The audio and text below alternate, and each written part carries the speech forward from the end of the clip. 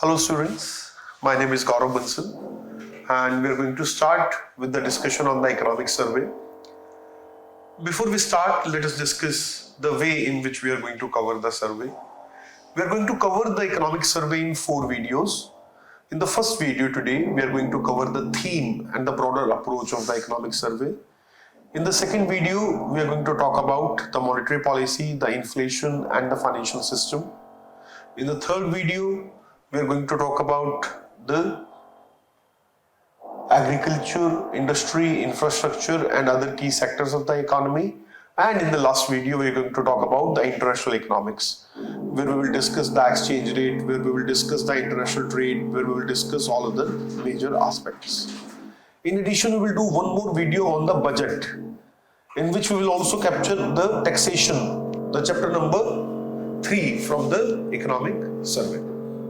So that is the broader plan. This is first video from a series of 4 videos on survey, or let us say a total of 5 videos on a survey and budget. So we are going to cover the overview and the theme of the economic survey. So the economic survey starts with a premise that there has been major challenges to the global economy and to the Indian economy as well. And despite those challenges, we have done reasonably well. So the survey argues that we already had the after effects of the COVID pandemic. So because of the COVID lockdowns, the global supply chain that got affected and the raw materials were not available. And we are aware that, for example, there was chip shortage, there was shortage of certain other key raw materials, as a result of which various products could not be produced in adequate numbers. Okay, for example, the computing products, computing peripherals were not available, cars were not available in adequate numbers because of the shortage of microchips. This is only one such sector. Many such sectors had supply side issues. So this supply chain constraint was already there, and we started our year with that. When we passed the previous budget 1 year ago, then we already knew about supply side constraints and we kept in mind while making the policies for the next year. However, immediately after we passed our budget, within 3 weeks, the attack on Ukraine started, and which resulted into a full-fledged war, which is still going on, to a surprise to everyone. Okay, so Ukraine war was a major challenge, and that affected us very badly because due to Ukraine war, the food prices, the fertilizer prices and the fuel prices across the world increased very badly. Ukraine and Russia, they are major suppliers of various food products. For example, wheat. They supply almost 40% of the global wheat supplies in the international market. Similarly, they are major exporters of sunflower oil and some of the other oil seeds, flour-based oil seeds. So those two products got very expensive in the food. This also affected the other oils, for example, the palm oil, because when the sunflower oil, the canola oil and some other oils were not available, immediately the pressure was felt on the other aspects. Then these are also the countries which are major suppliers of the fertilizers in the international market. And as a result, the fertilizers were also not available. In fact, the area which was immediately affected by war, the Donbas region, was a major fertilizer producer. And then, since Russia is also a major oil and gas supplier, there was also a fuel inflation. So these 3 are very important components of our imports.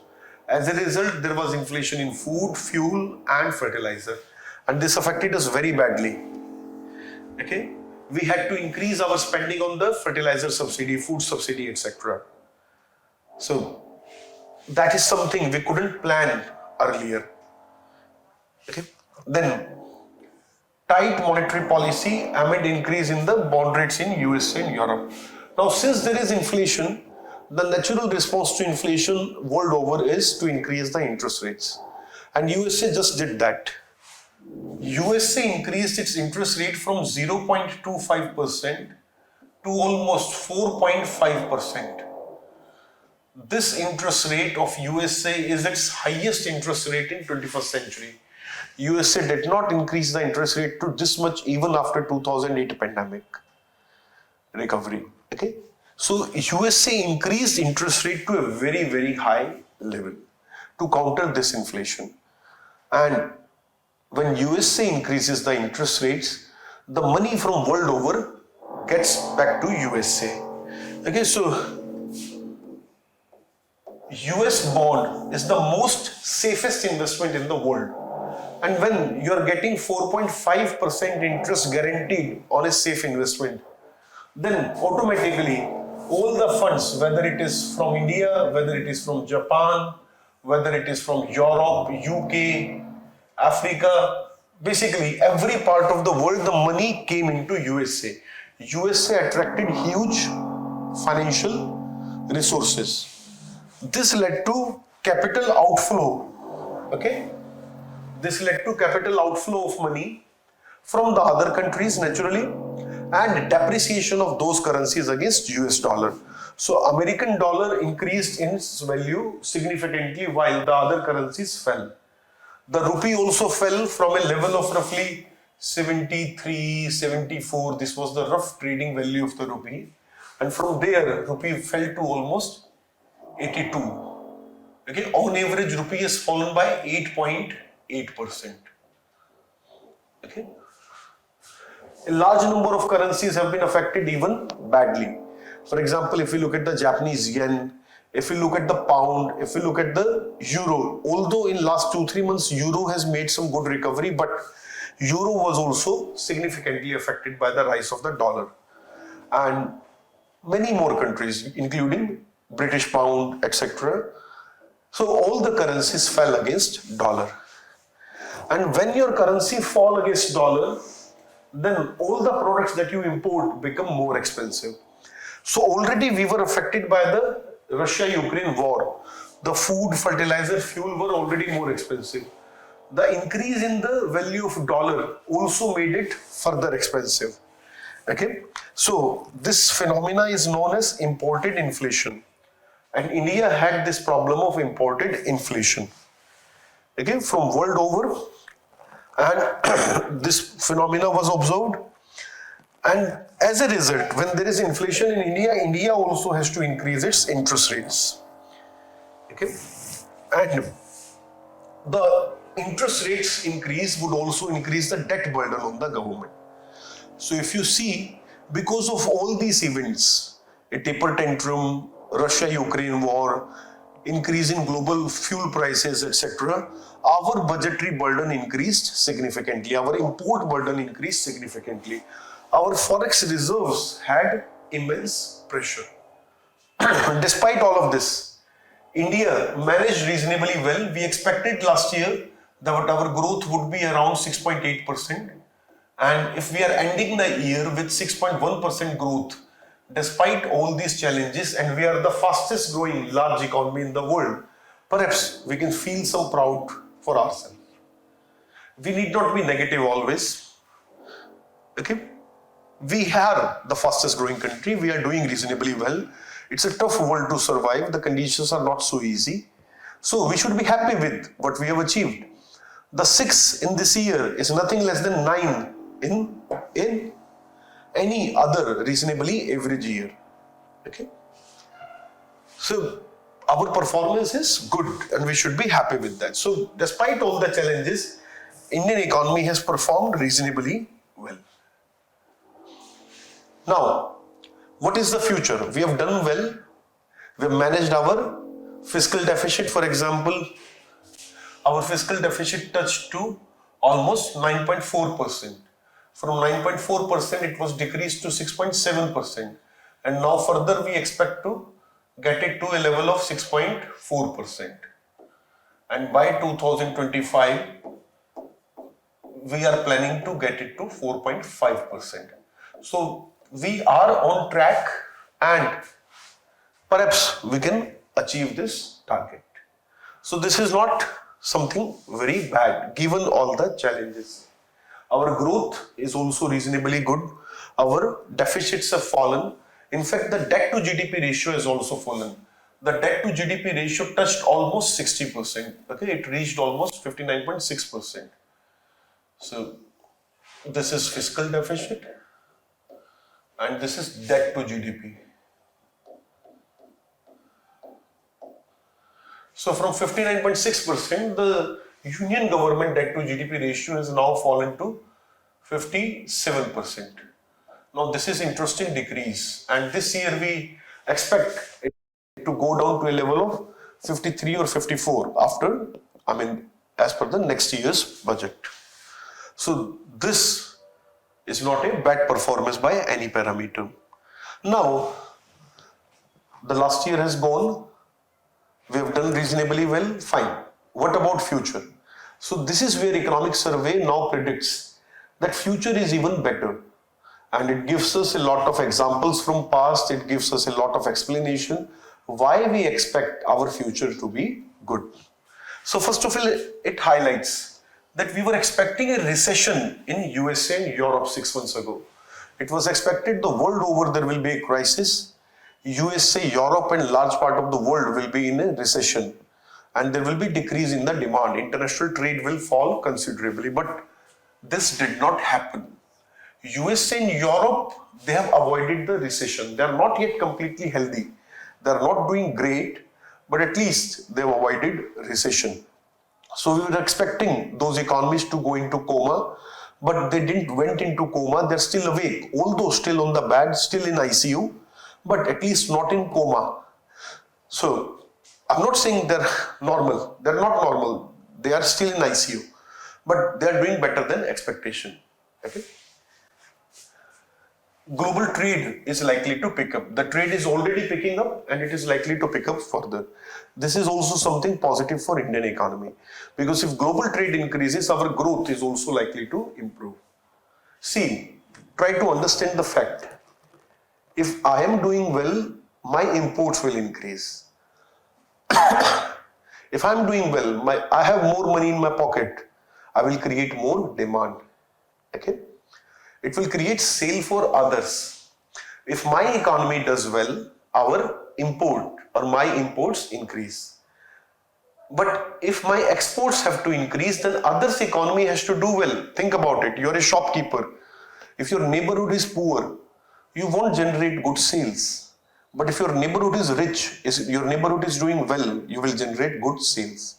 So as a shopkeeper, you always wish that rest of the world does well. Maybe with exception of few enemies, which unfortunately are also our neighbors. Except handful of countries, we really wish rest of the world to do well. So it's like all of us are shopkeepers. If our colony, if our area does well, my shop will have good sales. Unfortunately, right now what is happening, handful of the economies are doing well. They are generating demand. So we are creating demand for other economies. But since others are not doing well, we are not able to generate sales. Okay? अगर मैं अच्छा कर रहा हूं तो मैं ज्यादा consume करूंगा, मैं ज्यादा डिमांड करूंगा, मेरी जेब में ज्यादा पैसा होगा तो मैं ज्यादा खर्च करूंगा, लेकिन मेरी दुकान का सामान उससे नहीं बिकता.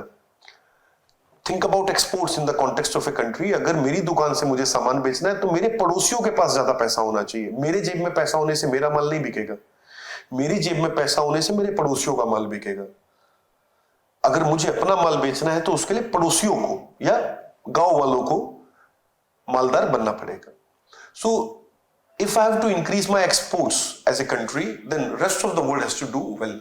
So with global trade picking up, USA, Europe avoiding recession, we really expect export growth to be better in the coming time. Then if we look at the growth expectations from India when we are closing this year, we are likely to touch $3.5 trillion in the nominal GDP this year. By the time we close March, we are expected to cross $3.5 trillion. As per the IMF, we are already $3.4 trillion economy. As per World Bank, we are somewhere close to $3.25 trillion economy. And as per the UN, their data is relatively bit on lower side. So according to them, we are performing somewhere $3 trillion. Okay, we go by the IMF estimates, then we may already have crossed $3.5 trillion. Even if we take the World Bank estimates, still we are going to cross $3.5 trillion this year. Our growth is expected to be 7% next year. This year we expect it to be 6.1 when the year is finished. So far the growth is 6.1 and we expect it to be remaining same. And in the best case scenario, it may surprise us with 6.3, but we are expecting only 6.1. So this year is not finished. This financial year will finish with March. So we do not have this absolute final number, but we expect it to be around 6.1. Next year we expect around 7%. Inflation is expected to reduce further, okay, and it is already under 6%. And our forex reserves, this is a great achievement that our forex reserves have maintained their level despite the challenges. Okay, this year $100 billion went out of India because of the taper tantrum, because of the increase in the US dollar, because of the increase in the interest rates in USA. So $100 billion we lost almost. Out of that, roughly $30 to $40 billion have come back to Indian market slowly over time. Similarly, this year we have very high imports but not so good exports. Our exports are not doing well this year. And I've already explained, since the rest of the world is not doing well, our exports are not doing well. For example, Europe purchases about 21-22% of our products, of our exports. The share of Europe is 21-22%. Europe is not doing well at all due to the Russia-Ukraine war.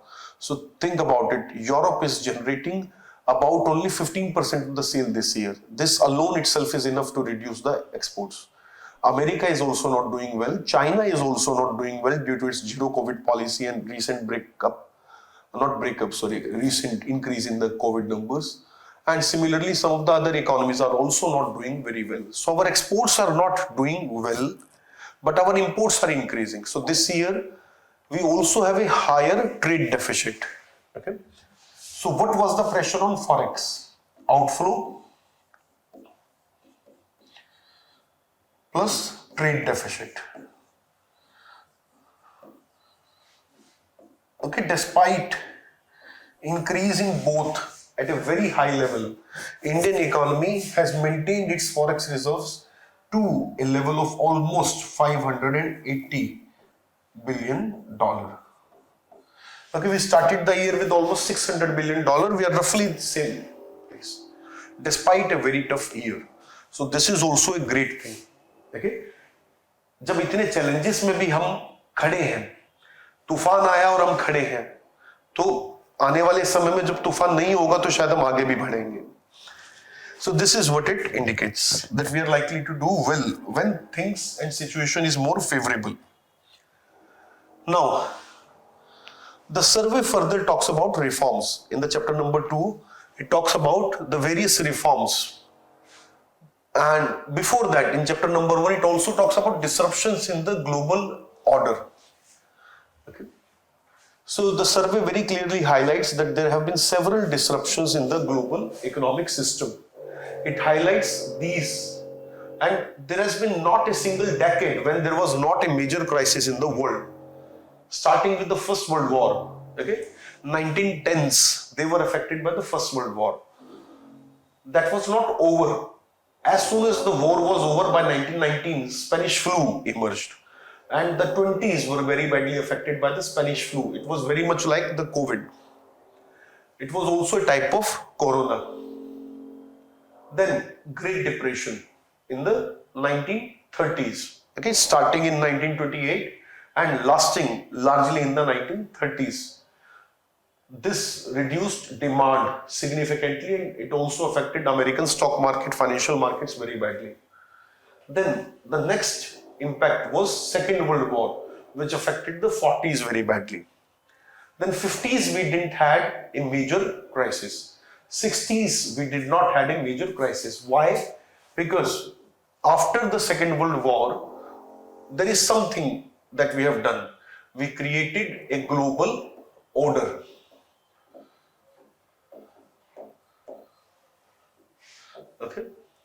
or a new world order. And what was this new world order?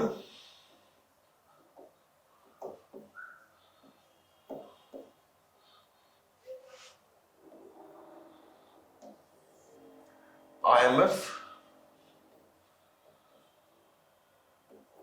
plus World Bank.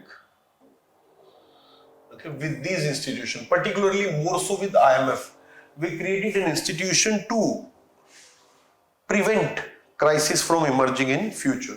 So for 2 decades, there was not a major crisis. Then in the 1970s, particularly in 1973, OPEC was created, oil producing and exporting countries.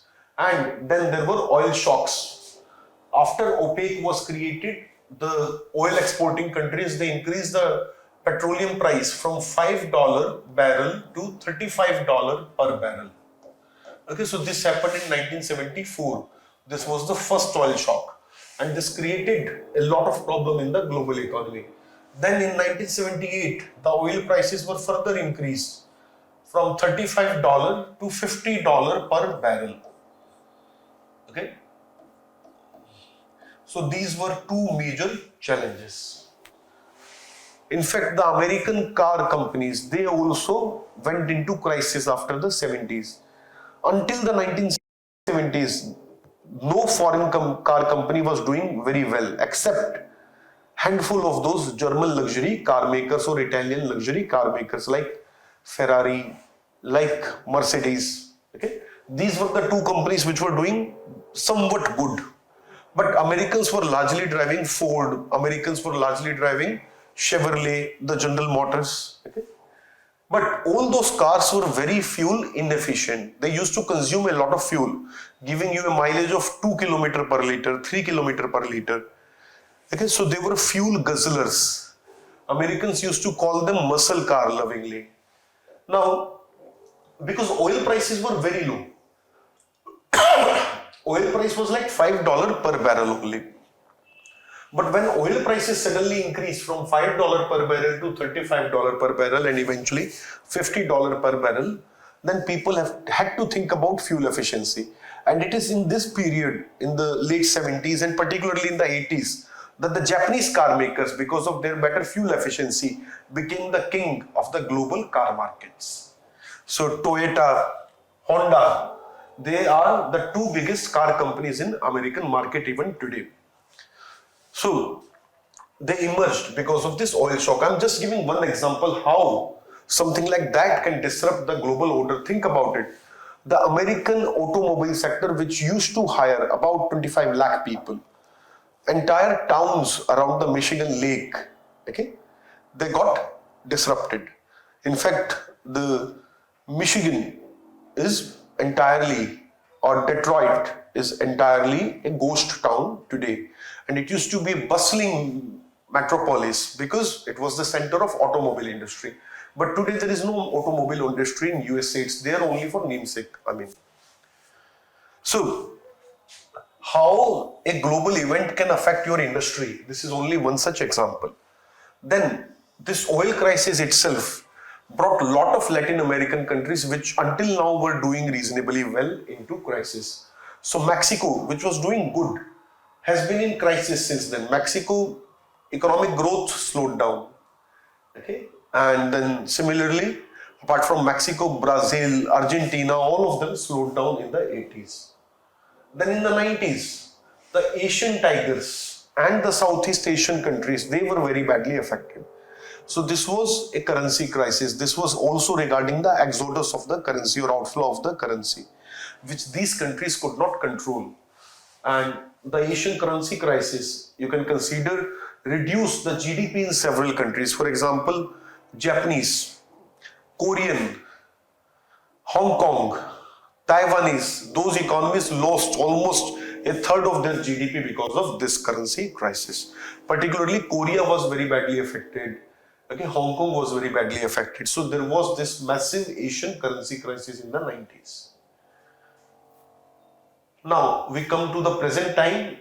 These 3 all of us know because this has happened during our lifetime. These also happened during our lifetime, but we were a small kid. We were not aware of the global events. So This is something you may not be able to recall, but from here onwards you know about everything. So in 2008, almost 10 years after Asian currency crisis, we had subprime crisis in USA, which became a global recession in the coming years. And Europe has not recovered ever since. Like Japan never recovered from Asian currency crisis. Since then, Japan has not been able to grow well. Japan was a dominating economy until the 90s. At one point of time, it was felt Japan will surpass USA. Okay, Japan was doing so well. In the 80s, it was believed Japan will completely surpass USA. But since 90s, Japan is in crisis. Since 80s, Latin America is in crisis. And since this 2008 crisis, Europe is in crisis. And it is believed due to COVID, a lot of Asian currencies are going to be permanently in crisis for the coming decades. That is how such disruptions can affect the future of the economies. Fortunately, India has escaped such a fate from all such events. So in 2013, the rupee value decreased so much that we were under a crisis. Okay, value of rupee declined from almost like 52 or 53 to almost 71, 72. Within 3 months, rupee's value went down by 25%. And this was a massive decline in the value of rupee. Okay, our country was in crisis even in 2013, but this crisis was short-lived and we were able to survive. Similarly, in 2022 also, we had similar taper tantrum, but this time we were prepared. This time we kept extra stock of forex reserves. We spent $100 billion and we stabilized our currency. So this time around, the fall in the value of rupee was around 8.8% or let us say 9%. This much is the fall in the value of rupee. Okay, in 2013, we were not prepared. The rest of the currencies, they fell by 4%, 5%, 10%, but rupee fell by 25%. So at that time, we were very badly affected, but this time, our fall was controlled. And perhaps we may bounce back to the same level of 72, 73 in future, because now rupee is gaining ground. Already it has improved by 1.5 rupees in exchange rate in the last 3 months. And finally, we know the COVID pandemic, something which has affected all of us so badly. Many of us have lost our family members or a dear relative or a dear friend. And then how much depression it has given us, how many hours or days or months behind the locked doors we have spent, all of us know about it. We have lived through this period. So you very well know about the recent crisis. So these are the different crises that world has faced in the last century. And whenever there is such a crisis, it affects the future of a lot of countries very badly. Now, let us talk about the reforms. Again, now we have come to chapter number 2. The reforms brought by economic policy. In the 1999 to 2002, the survey has highlighted it because survey finds a parallel between this period and 2014 to 2022 period. The survey argues in both the periods we brought a lot of tough reforms and economic performance should have been good, but unfortunately economic performance was lower than what it should have been. So, and then in the subsequent years, the good time eventually came, and it is on this argument survey is claiming that good time for Indian economy will also come. So, the first point here is, we are talking about the reforms, the second generation reforms which were there starting from 1999. The FDI investments in India were encouraged. In the first generation reforms, we did not encourage the FDI. We allowed for foreign trade, we allowed for foreign investments, but we were doubtful about it. We were afraid that foreign companies will take over India. They will destroy the domestic industry and companies. But this did not happen.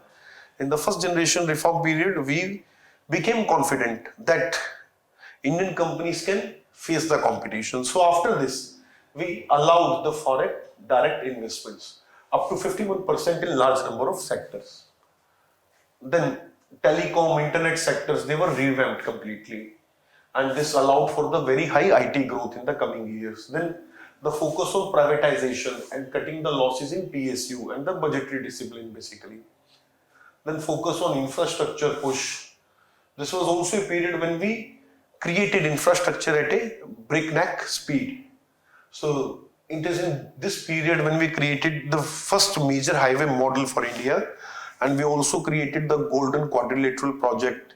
We also created all other major highways, and we also created rural roads. It's not that we only created the highways, we also created rural roads under Pradhan Mantri Gram Sadak Yojana. Then there was major revamp in power. Our power production capacity increased by 70% in this 4 years. So we did pretty well in many areas. And meanwhile, we also created laws in order to discipline ourselves. We passed on FRBM Act. And with all of that, we were expecting good results, but our economy still gave us 6 to 6.5% growth. And this was unfortunate because despite all these efforts, we were not growing very well. However, from 2003 onwards, we started to have good growth. So why this problem was there? Okay. Similarly, there was also SARFAESI Act to strengthen the banking system. Now, why the results started from 2003, not from 1999? First of all, India had sanctions after the Pokhran test. In 1998, India conducted the Pokhran nuclear test, and after that, for next 2-3 years, India had very massive sanctions under the Clinton administration. It was only after the 9/11 that sanctions on India got lifted and focus of US got changed. It started looking at India, Pakistan from a different perspective. Until this period, USA was looking at India and Pakistan as a counterbalancing powers. And it equated Pakistan always with India, but not after 2001, 9/11. 9/11 changed a lot of things. Then there was also Kargil war in 1999, which did not immediately affect the economy, but it distracted us. For almost 1 year, our focus was not much on economy.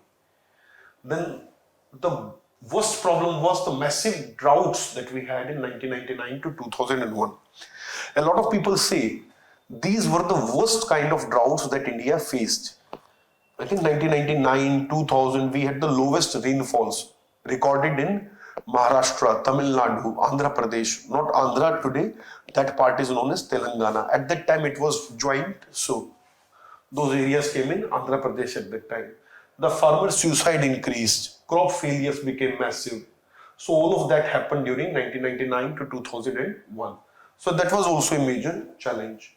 Then our banks were not yet very profitable. Although we had created reforms, it took time for banks to improve their balance sheets. It is only after 2002 banks were more profitable and they created more and more loans. Similarly, companies, corporates did not have adequate resources and their debt was very high. Because of all of that, the investment remained low. But after 2003, when these problems went away slowly, then suddenly we started growing at a much higher pace and our economic growth picked up, investment picked up. Now, what is the parallel with the current situation? From 2014 to 2022, we have brought a lot of reforms. Yet our growth is caught around 6 to 6.5. Why we are not getting good growth? Again, there are some reasons, and in future we now expect to grow around 7 or 7+%. Okay, 8% growth in these days is a bit unlikely because the world is not doing very well. The world from 2003 to 2008 was a globalizing world. Today we have a deglobalizing world. So the global situation is so different that we cannot expect 8% growth today. 6.5 is the new 8. Like they say, orange is the new black. Just like that, 6.5 is the new 8. What used to be 8% is the 6.5 today. Okay? For example, when I was in school, I remember if we would get 80%, we would be not only school topper, we would rather get ranks in our states or districts. And today so many students get above 90% that you can forget the number, forget the count. Okay, as per 1% data that I read, 54% students, overall numbers that we are talking about, 54% students scored above 80%. So there is no benchmark for the marks today. Okay, I'm not saying this is good or bad, I'm just comparing. In my time, 80% was a very good benchmark. At 85%, you would be a district topper. I'm talking about a period 23, 24 years ago. Okay, in those days, if you would get around 85% in board, you would be district topper. If you would get 90%, you could be a state topper. In 90%, you could get admission very easily in Shri Ram College, St. Stephen's College in Delhi, SRCC or Stephens. Today, you can't enter these colleges without 98%. So things have changed. Just like that, the 6.5 is the new 8. There is no 8 today. There is only 6.5. 6.5% growth makes you the fastest growing economy in the world. So the things are a bit different today. So we are talking about the reforms that government has recently brought. One of the reform is the ease of living. What do we mean by ease of living? So for example, the Jan Dhan Yojana, the DBT system under which people do not have to go in order to get their pensions and schemes. People get transferred directly in their bank accounts. Okay? And similarly, better infrastructure, better public goods, better railway station, more clean infrastructure. All of this means the quality of life is improving in many aspects. Not in all the aspects, but in many aspects, the quality of life is improving for a lot of people. So that is there. Ease of living has been improved. Meanwhile, for poor people, housing facilities have created almost 3 crore to 3.5 crore pakka houses. This is not a small thing for a family which doesn't have a pakka house. All of us are very privileged to be preparing for this civil services examination because we do not have to worry about the next meal. Think about it from a very poor person's perspective. Ujjwala Yojana, okay, think about all of those. This has created a lot of ease in the living. Then ease of doing business. This is also one of the objective of government with the schemes like Make in India, schemes like the single window clearance mechanism, schemes like PLI, schemes like facilitation through the various infrastructure systems, better and higher capacity ports, the dedicated freight corridor, which is likely to be ready soon, the rapid rails. So we are creating infrastructure for a better and faster business transactions. So all of this is leading to better working conditions for the businesses. Then there is massive digitization of the economy. All of us know India has highest number of digital transactions in the world, thanks to UPI, thanks to KYC and all other Aadhaar related system that we created before that. Now, because of all of that, today digitization is at a much higher scale. Okay, people have DigiLocker, people have so many extra facilities. This is also something which is not a small reform. All of this is also leading to formalization. For example, initiatives like reforms in the indirect tax system, introduction of GST. Okay, more and more companies are now registered and government is getting data, government is getting more taxes. This formalization of economy is also very important because this also leads to improvement in working conditions of the labor as well. When you have these three, 1, 2 and 3, ease of living, ease of doing business and digitization, this creates more formalization of economy and better efficiency and better resource allocation in the economy. Means investments will be higher and you get more results out of that investment. So this is something we are arguing here. So reforms brought by India in 2014 to 2020, there is a long list of that. And we have just summarized them in broader headings here. But despite all these reforms, why we are not growing at 7.5%? I'm not saying 8 is not feasible today perhaps, but why we are not growing 7.5? Why we are not consistently exceeding 6.5 even?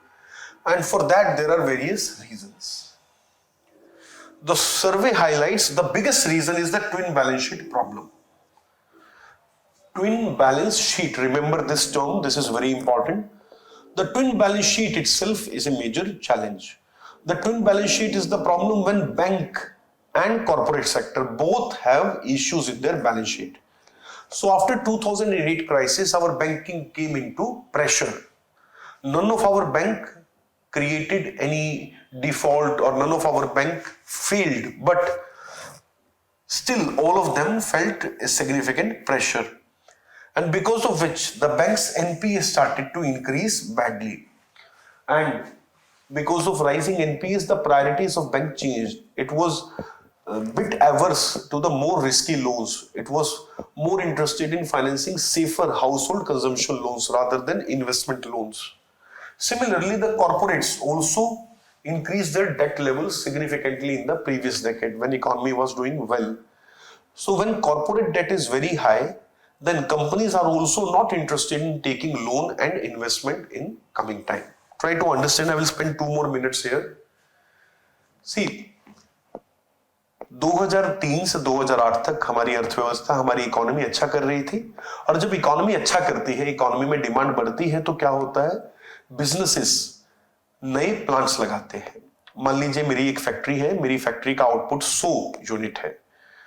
Demand जब तक 80-85 के नीचे रहेगी मुझे कोई problem नहीं होगा, लेकिन जैसे ही डिमांड 90 क्रॉस करने लगेगी मुझे महसूस होने लगेगा कि मुझे एक और प्रोडक्शन प्लांट लगाना चाहिए, मुझे एक और फैक्ट्री खोलनी चाहिए, क्योंकि बहुत जल्दी मेरी ये फैक्ट्री डिमांड पूरी नहीं कर पाएगी.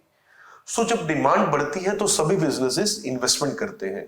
वो बाहर से पैसा उठाते हैं, चाहे वो स्टॉक मार्केट हुई, चाहे बैंक हो, चाहे बॉन्ड्स के थ्रू हो, कहीं जहां से भी पैसा उपलब्ध होगा, जहां से भी इन्वेस्टमेंट पॉसिबल होगा, बैंक्स के थ्रू या कहीं से भी कॉर्पोरेट्स, कंपनीज वो पैसा लाएंगे और उसके बेसिस पे नई फैक्ट्रीज लगाएंगे.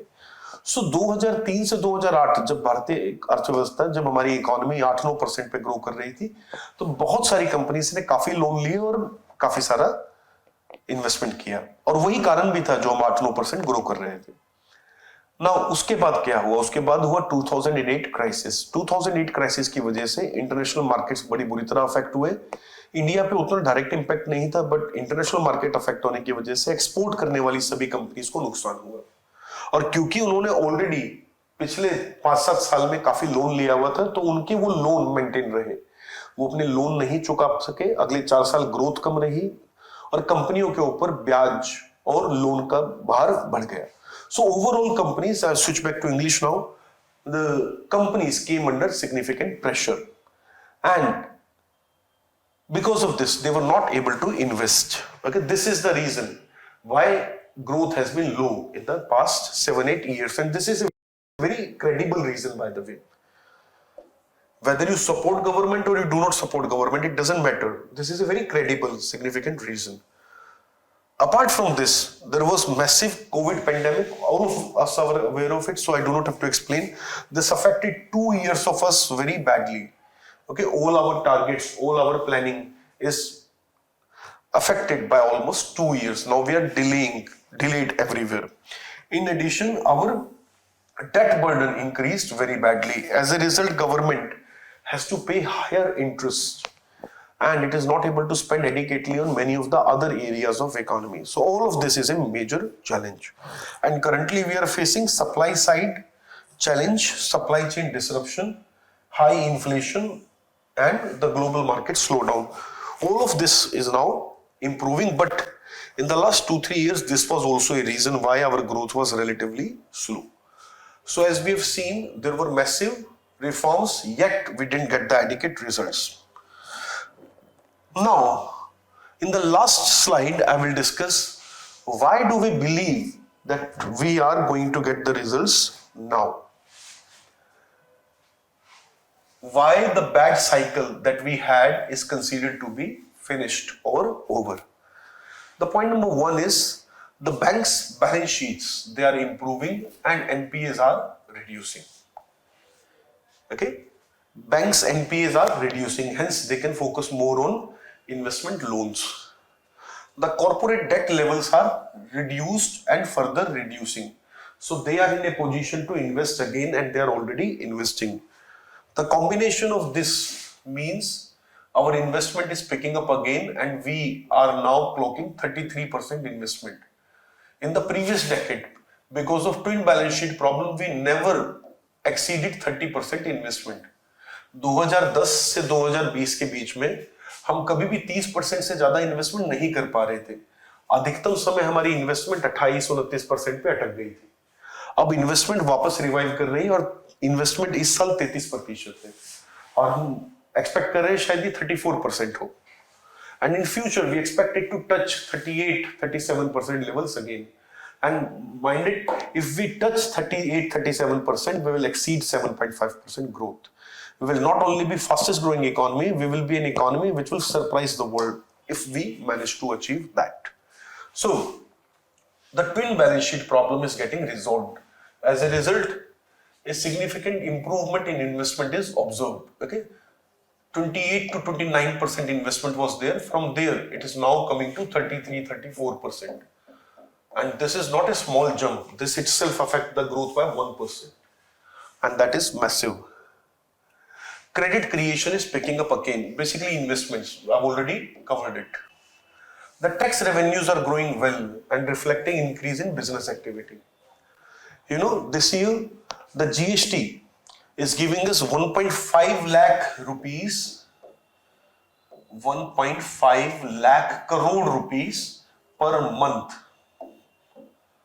Okay, this is the average of the first 8 months, and we are likely to finish at 1.6 lakhs also possibly, because typically in the last 3 months we get higher tax collection at the time of closing.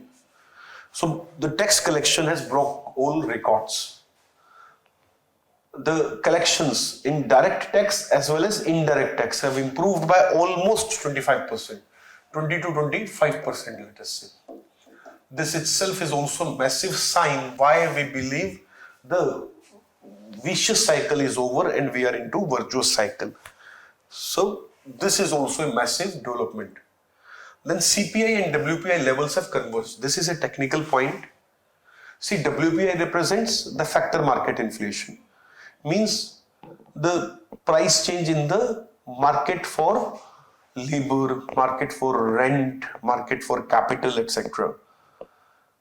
How much production costs are changing, and CPI measures how much consumption cost changes, basically product market inflation. These inflation numbers should be close to each other. That means the production cost and the sale price and the consumption, that is increasing or decreasing by same rate. If one of them increases fast and the other does not, it is a trouble sign. For example, if WPI does not increase, that means we get less salaries, and CPI increase, that means we have to spend more out of that salary. That is a mismatch that will create economic crisis in future. If WPI is more, that means companies have to spend more, but companies are not able to recover that much. If WPI is significantly higher than CPI, then companies are likely to have losses. That is also not a good thing. That is also not sustainable. So either way, economy will face challenges. Your economic balance, your economic equilibrium is all about the balance between the product markets and the factor markets. It's not that technical. Maybe we can have a proper session on product market, factor market balance at some point in future. But as of now, you can understand it in this way. If CPI is high, WPI is low, the people have extra burden. The consumption becomes more expensive compared to income. If WPI is significantly high, then cost of production increases for the companies, but their sales, their revenues do not increase. This results into recession. Okay? Either of that is not good for economy. Now our CPI and WPI have converged. This is a very positive sign. In 2015, 2016, our WPI was in negative. CPI was around 4%. That means the salaries were not increasing. The cost of consumption was increasing moderately. Recently, WPI is very high. WPI was 13-14%, whereas CPI was low. That is also not good. That means company will have losses. Either thing is not good. Now, next point is India has one of the lowest overall debt level in the world. Overall means we include the debt of the government. The government debt in India is, we include both center and state. That is about 82%. Okay. The center's debt is 57%. The state debt is about 24%, roughly 81-82%. This is government. Household, people, they have 36% debt in comparison to GDP. All of us take house loan, all of us take car loans and the other type of loans. So if we add up all those loans, that is 36% of GDP. The business sector, okay, this somewhere around 50-56% of the debt to GDP ratio. Combined overall, we have 170% of the debt to GDP ratio overall. The global average is 250%. That means Indian people, Indian companies now have a lesser burden than the rest of the world. And you know what is the best thing about it? India is only one country in more than 170 countries in the world which has reduced its overall debt. India is the only such country. Okay, I've discussed that corporate debt levels have fallen. Okay, this is being reflected here. The corporate debt levels were in the range of 70-72%. They've now fallen to something like 54-56%. Okay, maybe we can add it up to identify this 82 and 36 is 118. Okay, we reduce it from 170. This is 52. Yes, so corporate debt is 52% today. And this used to be 72% earlier. You can think about it. It was very high. So India is the only single country in the world which has been able to reduce its debt level since 2008. That is itself a massive achievement. That means people are taking less loan, companies are taking less loan, or basically what is another implication, the companies have repaid their loans. People have repaid their past loans. And now they might be taking fresh loans, but overall the debt burdens have fallen. That is a very good development. Okay, and that is a very special data because we are the only one country, and even if we look at general, our average is quite low compared to the global average. But on the overall average, still there are many more countries. But when we see the change, India is the only country to reduce. Okay, so next point is I've already covered. Housing credit growth is excellent. The capital expenditure in share to government expenditure has increased, and this itself is a miracle. We were not expecting this to increase that much.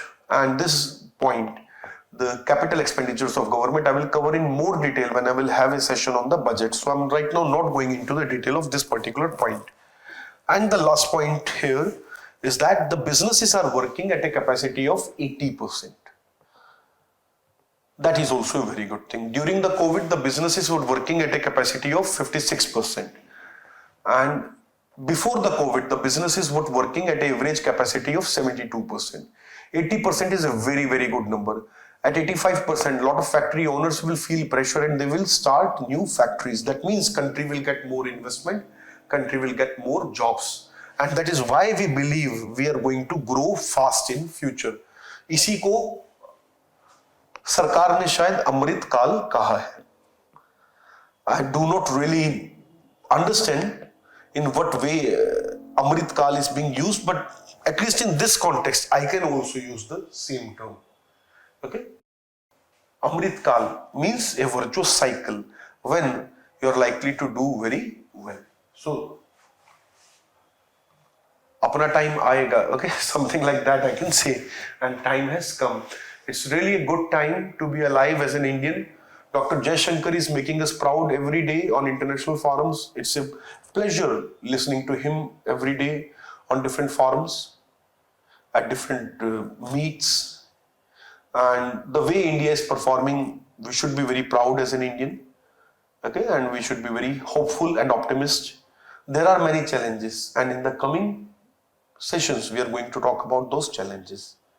And we are going to cover all the issues as well. But the first two chapters in the preface of the economic survey, which I have largely covered here, including many more points from the rest of the survey. I've already gone through the survey, most of the chapters. So I've summarized a lot of things and I've completed up to chapter number 2. including the preface. And this gives us the broader theme and the development. And this, you can say, is the gist of the economic survey this year.